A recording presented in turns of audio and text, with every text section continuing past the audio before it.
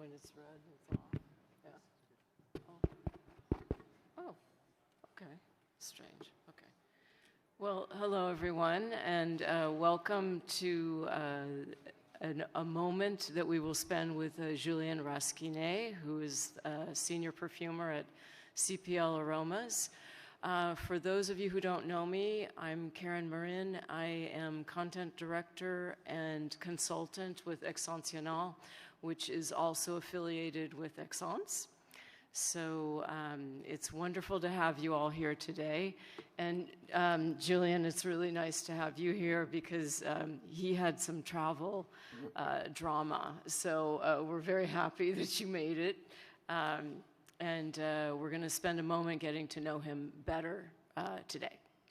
So, Julien, we've talked a few times, and you told me that you really didn't plan on being a perfumer.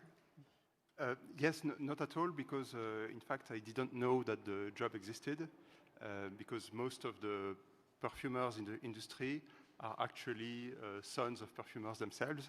Yeah. And I had no link with the industry, so I had a very unclear vision of my future, of work in general.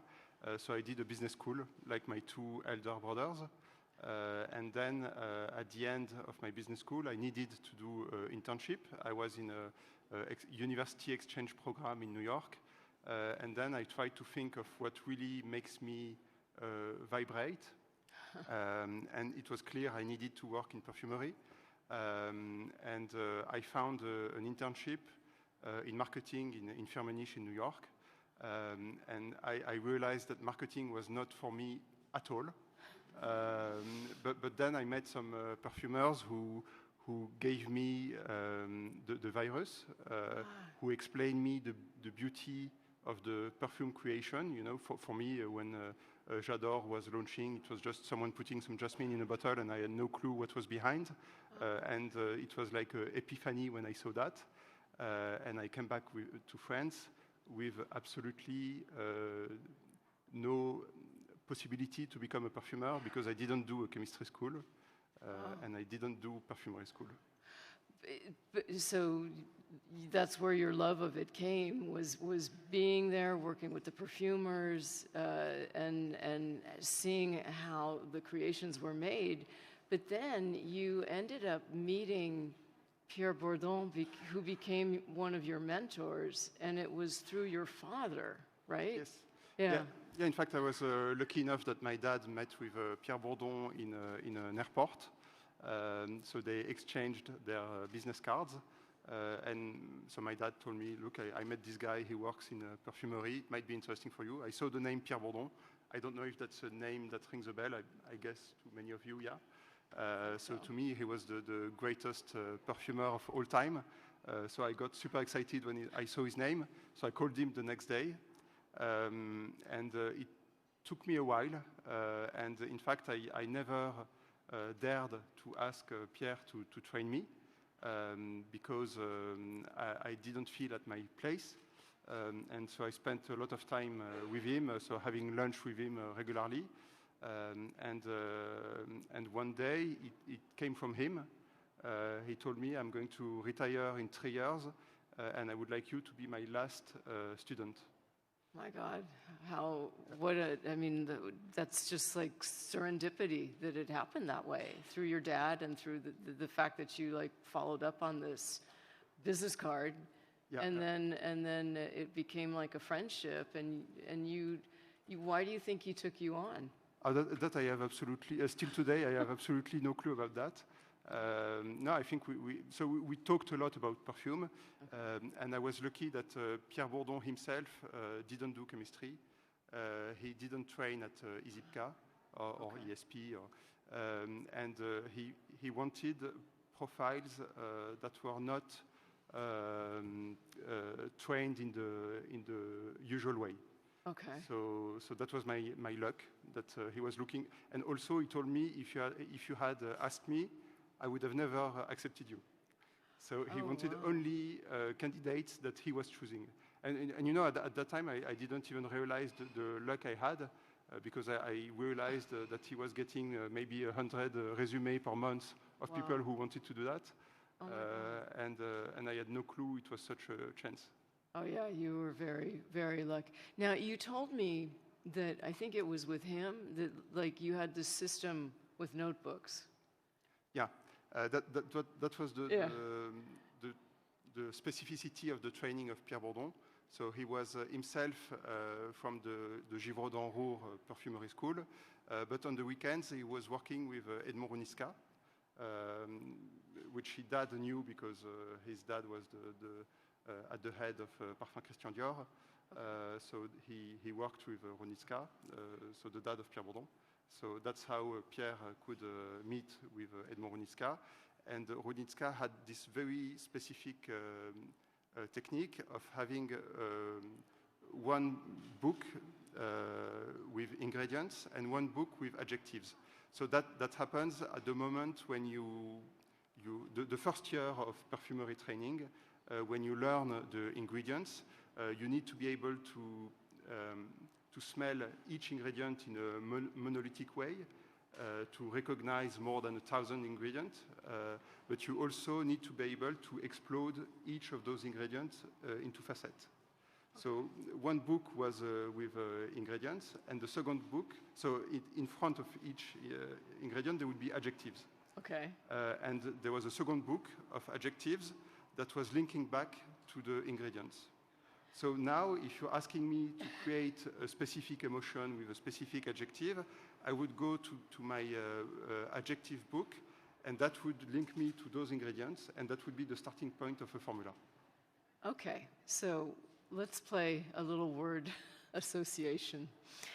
That is mean. If I give you an adjective, tell me like what ingredient comes up. Okay. Okay.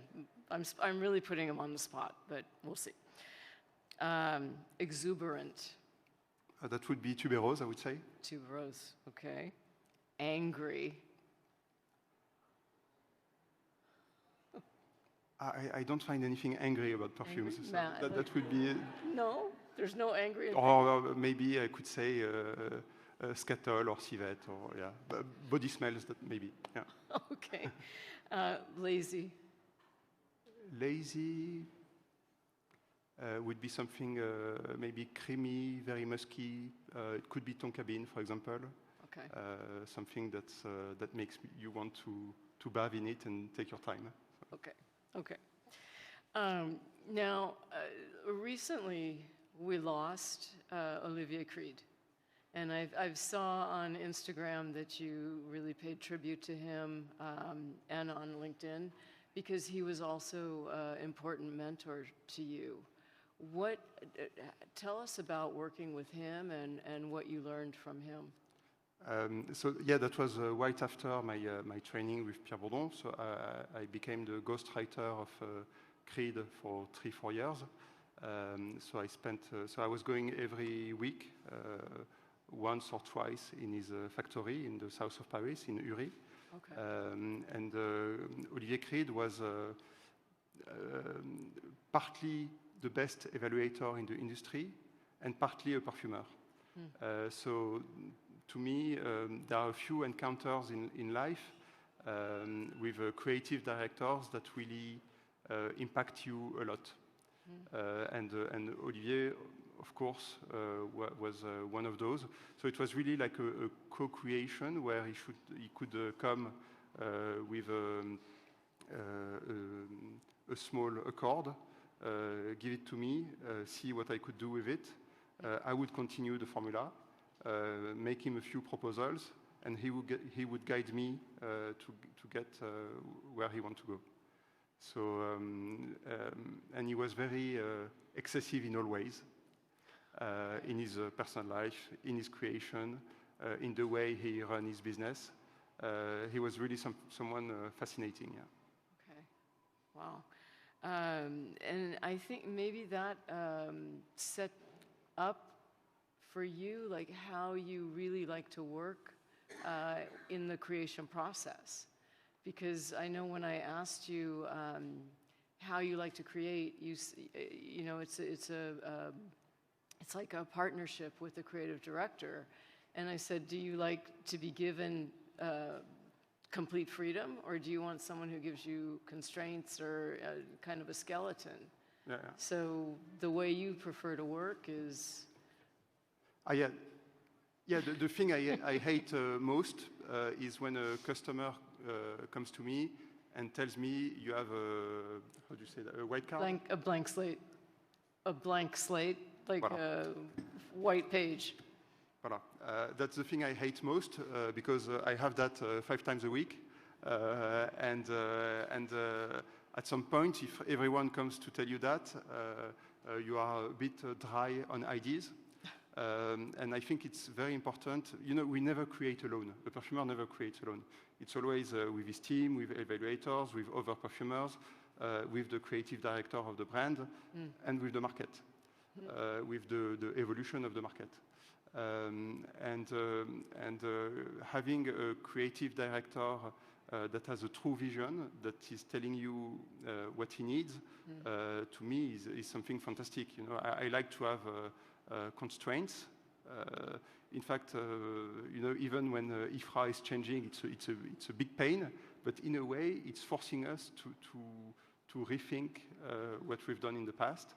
But having a creative director that will tell you, it doesn't need to be precise. You know, he doesn't necessarily need to tell you, I want a sheep with mandarin, I want the such quality of mandarin. It can be a bit open, but the discussion is very important. Yeah. Okay. Now. In your career now, you've been spending a lot of time between France and the Middle East. So, and you told me that you really enjoy the cross-cultural experience. So, tell us about how it's affected you personally and professionally. Yeah. I discovered Middle Eastern perfumery when I was a bit more than 30 years old. So, because Olivier Creed introduced me to Julien Rasquinet, the owner of Perfumer, who was in Dubai, and he told me the number of bottles he was creating each time he had a new. I made a quick calculation, and I told him I will be in Dubai in 2 months. We must meet. In fact, I was just going for him. So I never managed to convince Julien Rasquinet on anything. But at least I discovered Middle Eastern perfumery, and it was again I discovered something that looked very familiar, that was very close to what I was doing already. Okay. So it was surprising because I knew nothing about Arabic perfumery. And I landed here. I discovered the oud, the mukhalat, the whatever, and that could remind me of some creations that I had done. So I thought there must be something in my blood that no one told me about, and I decided to.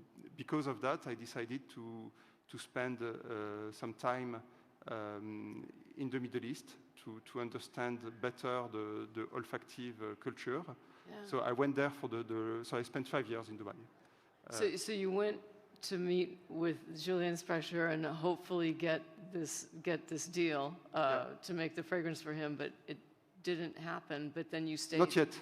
Not yet. Not yet. Exactly. Not yet. But you stay. Well, actually, now we're going to pass around one of the fragrances that you have made with a brand from the Middle East, and that's Amouage. Yeah. Sequence. Okay. So that's going to be passing around in just a few moments. But so you've 5 years you spent. Yes. In Dubai, and then you went back to Paris. Yes. Okay. And what was it that you really enjoyed with the Arabian perfume, the creative people that you were working with? So what I love in Middle Eastern perfumery is that it's a perfumery of emotions. It's fragrances that are launched with always some gut feeling. They are strong, they are powerful, they have a true meaning. They are not looking at consumer tests. And usually you're talking directly to the owner of the brand or at the very top management. And that's something that I enjoy a lot because when you're talking to an olfactive cell, at some point they are a bit scared of the decisions that they are taking. When you're talking to the owners, so they are playing their life at each launch. Yeah. So they are taking the development extremely seriously. And they are also ready to take the risk because most of the time, I believe that success is the yield of risk. And that's the only thing you can get when you're talking directly to the decision makers. Well, they're very involved then. They're very involved and they're throughout the decision making, I imagine. Yeah, they are very involved. Yeah. Very important. Yeah. Okay. And another thing that I love about Middle East is that everyone you talk to knows the ingredients. They know the true smell of the sandalwood, the true smell of the patchouli, of the rose. But I mean, not only customers, anyone. So No, the consumer is very educated. Yeah, they love their fragrance and they know the ingredients and they know it since childhood. Yeah. And they are smelling with passion, the same way the business owners are smelling with passion. Now, okay, I just asked you before, and you told me you've been in the business almost 20 years. Almost 20 years. Yes. So, since in these 20 years, the launch pace has accelerated, it's exploded. So how has this affected you as a perfumer?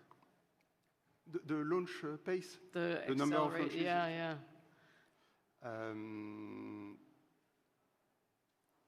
I mean, it's good. There are more perfumers than in the past. So also the market has grew a lot. So there is more room for those launches. Right. So I can only regret that sometimes it's a bit too quick. But you also told me, I remember you said, Karen, last year, between September and December, I was home for 10 days. Yes. So what's happening is, and like I remember when I was a buyer at Sephora for fragrance from like 2000 to 2008. This was like way in the ancient times. But at that point, like we had celebrity chefs, and I always thought we need to make like celebrity perfumers because people will be so in touch with fragrance if they meet the people behind, and especially if they're good-looking people, then even more they're going to be more curious about the fragrance. And so it never happened while I was the buyer, but ever since then, it's like perfumers are like celebrities now, and so you're traveling a lot. And you're more involved in the PR of each fragrance that you launch. Yeah, that's one thing that has changed a lot. 10 years ago, you would have never invited me here, so thank you. Yeah, this is a big change.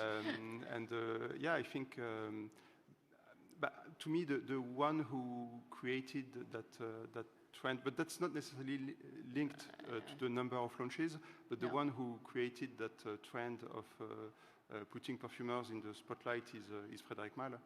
Sure. To me, he was the first one to really do that. And the industry followed because I believe that consumers love to know a bit more of what's behind the scene, what's the meaning of what we are doing. That communication became more important, whether I like it or not. But also, I know you told me that with the like you like to travel, and that when you travel, you get inspired. Yeah, I think traveling is essential. You have Stéphane Picard here who knows that well. When you create a fragrance, I like to think that the whole world is in a bottle, because each ingredient that is being sourced in a different part of the world, we are putting some part of stories coming from everywhere in our creations, and getting to visit those fields, visit also different markets, understand different olfactive cultures, different olfactive habits. It's fascinating. It's the nourishing creation every day. Yeah. That's it's actually it's like a daily education when you're in the market and seeing meeting with consumers as well, people that love your fragrance. Because you told me that you also enjoy meeting the people who appreciate your fragrance, and when they tell you that it transports them somewhere. It's like, you know, it has a very personal meaning to them that it's an appreciation, that it's nice that you get that Oh, yeah, back. very nice to hear. Yeah, absolutely, absolutely. So I think we're going to have another fragrance passed around, and do you want to say just a few? It's a special treat. Yes. So the one you're going to smell now, so it's since you came to listen to us, you will have the chance to smell it before anyone else, because it is launching tonight. So it's the new Nichane launch. I don't think it's even on here. It's I don't. No, it's not on the. No, it's not we couldn't put it on the slide. So I will not tell you the name because I'm not sure I'm allowed to do so. But you smell in avant-première, so before the launch, the new Nichane. Right. So if any of you are coming to the Nichane party tonight, I will tell more. I cannot say much more, so I will just let you smell it. Okay. Now, I have one final question for you, and it's about a fragrance from either the past or a modern one. Which fragrance do you wish you had created? The answer to that is very easy. It's the perfume that my mom was wearing, Aromatics Elixir. So I was lucky that my parents had a very good taste because she was wearing Aromatics Elixir and my dad was wearing Habit Rouge. Okay. And I believe that those two fragrances so educated me in a way, or gave me that will to always recreate the feeling that those perfumes that were super strong, super evocative, gave me as a child. Wow. Okay. Aromatics Elixir from Clinique and Guerlain Habit Rouge. Yes. Okay, great. And well, just let's get a little bit of trivia. Tell me the first fragrance that you bought. You told me. No, the first fragrance I bought was Polo Sport. So the first fragrances I wore were Habit Rouge, Fahrenheit. Then I bought Polo Sport and Acqua di Gio and Kenzo Purom. Okay. Okay. Great. All right.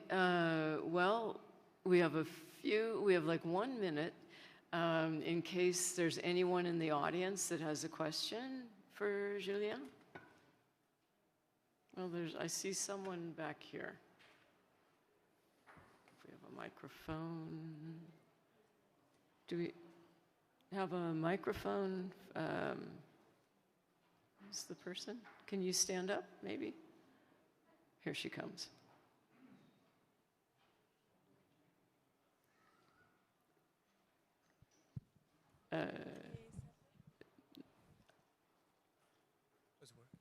Okay. Thank you so much for giving me the chance. First of all, thank you so much for everything you've done for the industry. It's been a pleasure to see everything you've released so far, and it's been a great journey, so I thank you on behalf, I'm sure, of a lot of people. This aside, I have a question. Over the years, I've noticed that the industry has had a certain type of hierarchy in the sense that whether you like it or not, there's a certain structures for doing things, and especially for getting into the industry. I believe there's quite a few pathways that you can take. But I was wondering, facing the rising of the independent perfumery, a lot of independent perfumers have been rising, especially, I believe, over the last 5 years. I've saw a big rise. I'm one of them.